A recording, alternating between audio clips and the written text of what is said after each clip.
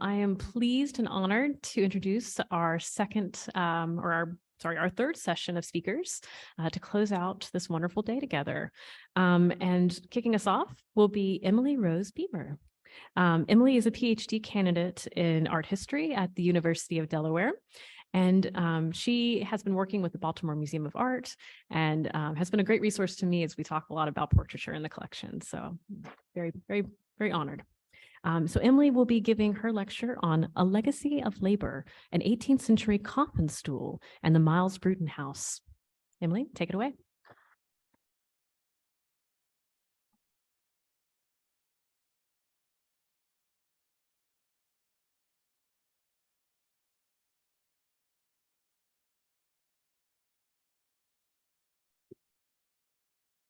Good afternoon, and thank you so much to Leah for that generous introduction.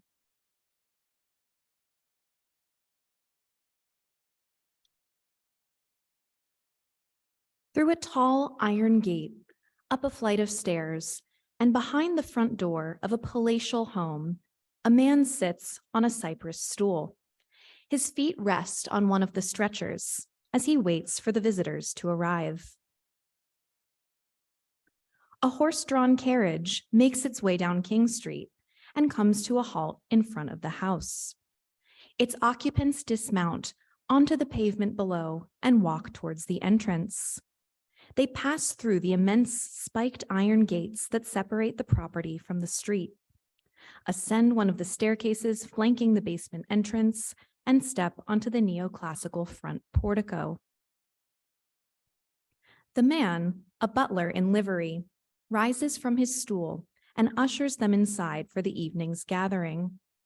In the kitchen, the cook places the finishing touches on the lavish meal that will be served. This scene would have played out countless times across generations at the Miles Brewton House in Charleston, South Carolina. This home, which was built from 1765 to 1769, is located on King Street, just a few blocks north of the end of the peninsula. It is surrounded by other private residences, but it stands out on account of its Georgian style and its unusually large lot. Its frontal orientation contrasts with the more typical Charleston single houses in the vicinity, the narrow sides of which face towards the street. The home's namesake, Miles Brewton, was a slave trader.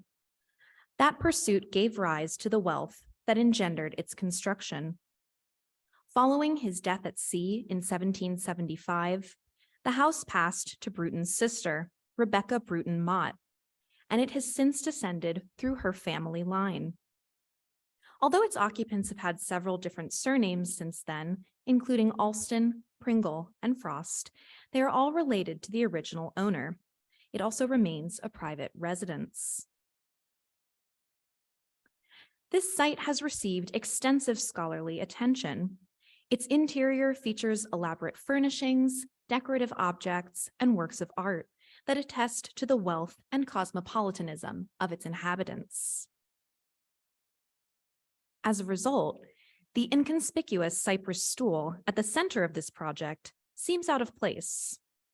However, it entered Mesda's collection from the Miles Brewton House with a family history that places it at a significant intersection between histories of labor and elite sociability.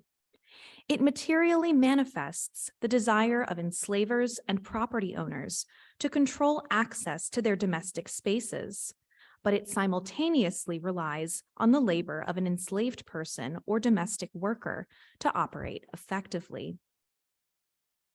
I employ an interpretive lens that emphasizes this labor, which was required to keep a household like the Miles Brewton House running smoothly across the centuries. This project aims to decenter the house's elite inhabitants. Instead, it will attempt to offer insight regarding potential users of the coffin stool, whose voices have not been preserved within written archives. They include Mac, the household's enslaved butler, as well as Robert and George, who were domestic workers during the early 20th century. I am indebted to colleagues at the Aiken-Rhett House in Charleston and the Owens-Thomas House and slave quarters in Savannah, Georgia, for this approach. This stool dates to the mid-18th century, but little is known of its origins. Materially, cypress does not occupy the top of the hierarchy of woods. In 18th century North America, if one wanted to employ wood to communicate wealth and status, mahogany was the top choice. This desirable, richly colored material was imported from Latin America and the Caribbean. In contrast, cypress is local to the Carolinas and thus would have been more accessible. It even makes an appearance in Mark Catesby's illustrated volume of Flora and Fauna, Natural History of Carolina, Florida, and the Bahama Islands. The coffin stool is not the only example of 18th century Charleston-made cypress furniture in Mesda's collection. This cypress table, for example, includes similar turnings. Although the coffin stool is not associated with a specific craftsperson or workshop, its physical form offers clues regarding how people have engaged with it over time. The seat's surface attests to its extensive use. It is a rugged miniature landscape of ridges and valleys, eroded by various users across generations. The craftsperson who made this stool was mindful of cypress's grain pattern, and the piece's shape appears calculated to take advantage of the inherent aesthetic properties of its material. Though utilitarian, this object was thoughtfully constructed and possesses a quiet beauty. The form of the coffin stool is not unlike joint stools from this period, and there is a degree of slippage between these two terms. Joint stools from other collections resemble the coffin stool, although it is somewhat unusual due to its round rather than rectangular seat, as well as the opening in the center, which would have enabled users to pick it up and carry it. A coffin stool, as its name suggests, would have been used to provide physical support for a coffin, as illustrated in Plate 6 of 18th century British artist William Hogarth's A Harlot's Progress. Although satirical, this scene offers useful insight into the intended purpose of this object. As part of a pair, one stool would support the head of the coffin, while another would support the foot. When mobilized in this manner, these objects are part of an expansive material culture of death, which also included coffins themselves, coffin furniture or hardware, black textiles, and forms of personal adornment, such as gloves, fans, and mourning jewelry. Several of these objects are pictured within Hogarth's scene. Interestingly, another stool, this one with an oval-shaped seat, appears to the right of the coffin, where it supports assorted mourning paraphernalia. Although it is possible that this object was used to support coffins during its time in the Miles Brewton house, its separation from a mate makes this unlikely. It is currently unclear when this separation occurred. Before its arrival at that site, the stool may have inhabited another private residence or even a cabinet maker's shop. Mesda acquired this object from Mrs. Mary Manigault in 1969. At that time, Mrs. Manigault shared the stool's history based on the oral tradition within her family. In a letter to Mesda's director, Frank Horton, she explained, quote, "For generations, it was carried every afternoon by the butler to the spot where you saw it, and perched upon by him that he might admit callers without delay. My mother, born in '56, remembers this from early childhood, as do I, and was told by her grandmother that the latter's grandmother conceived the idea," unquote. This anecdote attests to this object's malleability and multifunctionality. It also suggests the importance of continuity and family tradition within this household. If this practice is as long-standing as Mrs. Manigault suggests, then several generations of butlers, both enslaved and free, would have occupied this stool and performed this role. Patterns of wear on the stool appear to corroborate Mrs. Manigault's account. Most noticeably, the tops of both of the longer stretchers have eroded, and the resulting curves evoke the placement of 2 feet. Furthermore, the opening at the top of the stool would have facilitated the movement of this object, enabling it to be easily relocated from service areas to the home's main entrance. The scratches across its surface could have been caused by a range of objects, including livery buttons, sets of keys, or household tools. In addition, the edges of the ovular seat previously broke off along the grain due to extensive use. Despite its prominent location, this is not an object that was intended to be admired or even noticed. It is incongruous with the elaborate furnishings and finishes within the Miles Brewton house. Beyond this residence, what was the broader social and historical context for this coffin stool?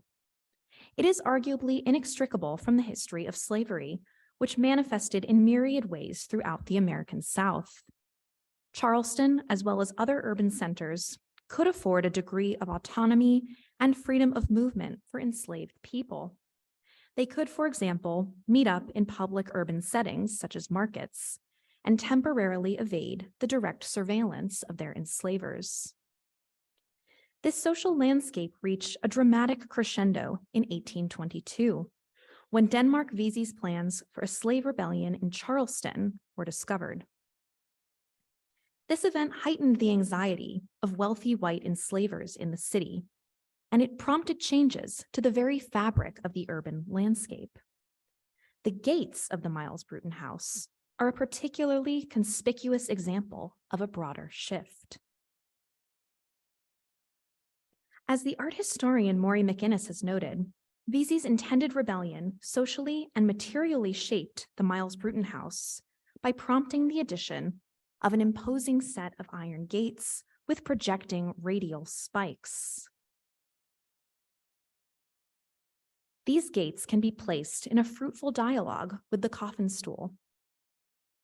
Together with the overall configuration of the Miles Brewton house and its surrounding outbuildings, the coffin stool forms part of a material network that contributes to human efforts to manage access to the property. This involved a reliance on Black labor to mitigate the anxieties of the home's white residents. This raises questions regarding what remains unseen. What messages is this house intentionally communicating? And what is it trying to conceal from passersby? From the street, the Miles Brewton house's architectural features are visually legible. As one approaches it, however, the gate impedes both one's view of and one's access to this home. In some ways, this feature is not unlike other wrought iron barriers throughout Charleston. The most striking component, however, is the spikes that crown the bars, known as chevaux de frise. This element functions in a similar way to barbed wire. Rhetorically, it conveys the exact opposite sentiment of a welcome mat. Gabriella Angeloni, former curator of the Miles Brewton house, notes that it was not unusual for private residences to have this feature. However, the scale of the defensive ironwork at the Miles Brewton house is similar to examples placed outside of civic buildings in Charleston.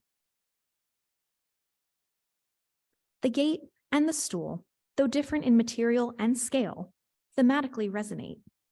A visitor must pass by both to access the interior of the Miles Brewton house.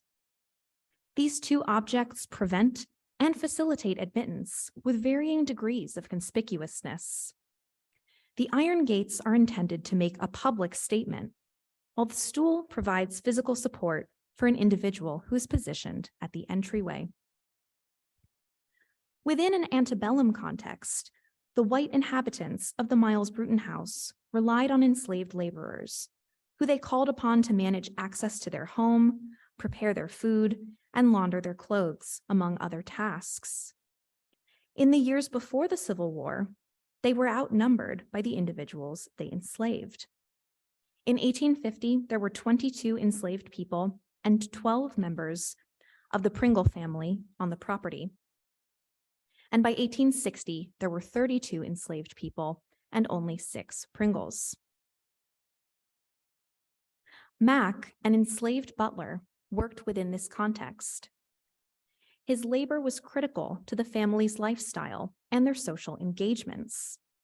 He was involved with the rituals of hosting guests and serving meals, and he also managed other enslaved domestic workers, including 4 footmen.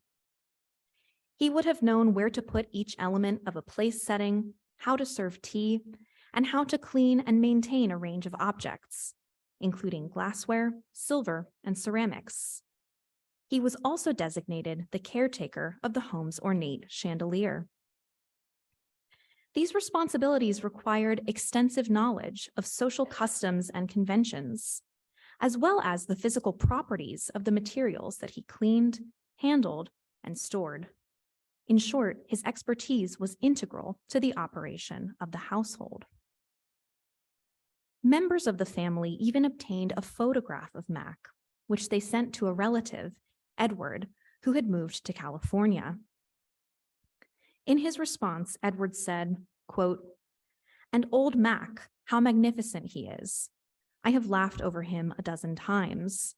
I keep him in the office that I may exhibit him as a specimen of the institution," unquote.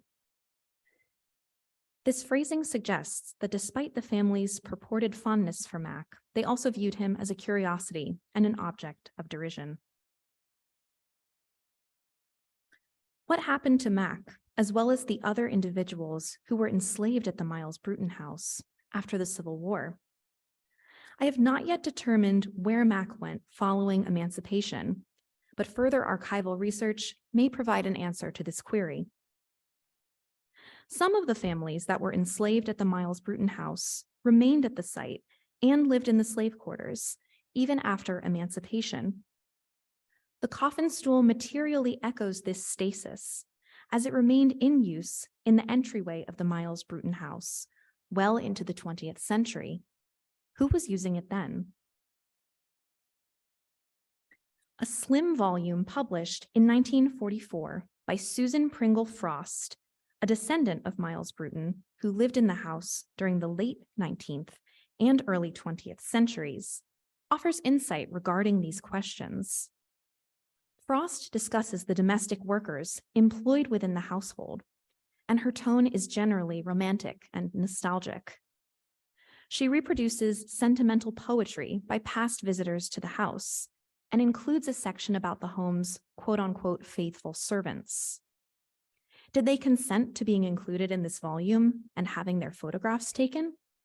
Or did they feel pressured to comply on account of an imbalance of power between themselves and their employer?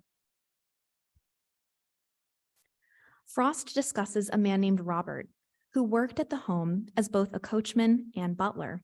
She recalls, quote, "He held sway at the massive front door of the Miles Brewton house, and only those who passed muster with him were admitted to the sacred precincts of the drawing room," unquote.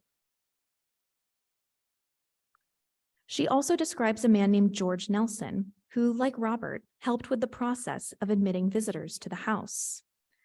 It is possible that both Robert and George used the coffin stool while engaged in this work. The text of this volume also reveals that some of the individuals who resided at the house in the 20th century were part of families that had been associated with it for many generations. For example, Frost includes several photographs of members of the Chisholm family. Frost notes that Joseph Chisholm was employed at the Charleston Navy Yard. He was also a father to 2 young boys named Joseph and Albert, who she describes as, quote, "descendants of the family's servants who have served the household for 7 generations," unquote. Despite their father's employment elsewhere, Frost paternalistically continues to cast the family in a subservient role. Although Mary Manigault's description of the stool emphasizes its role at the front door, it would have been used in other areas of the home as well. Mac, Robert, George, or members of the Chisholm family may have occupied it in other spaces during meals, conversations, or moments of leisure. Although traditional approaches to provenance privilege Miles Brewton's descendants as this object's owners, it likely held greater significance for the individuals who labored alongside it. Ultimately, although it is an 18th century object, the coffin stool reflects more about the 19th and 20th century contexts in which it was used. Although it is long gone from the Miles Brewton house, elements of the social landscape that it inhabited remain in place. Uncomfortable echoes of the antebellum period resonate throughout the city of Charleston. Furthermore, concern over unsanctioned access to domestic space continues to shape urban environments and the ways we experience them. Motion sensors, cameras, and sophisticated security systems are additions to an existing analog landscape of access that continue to inform how we move through the world around us. Thank you.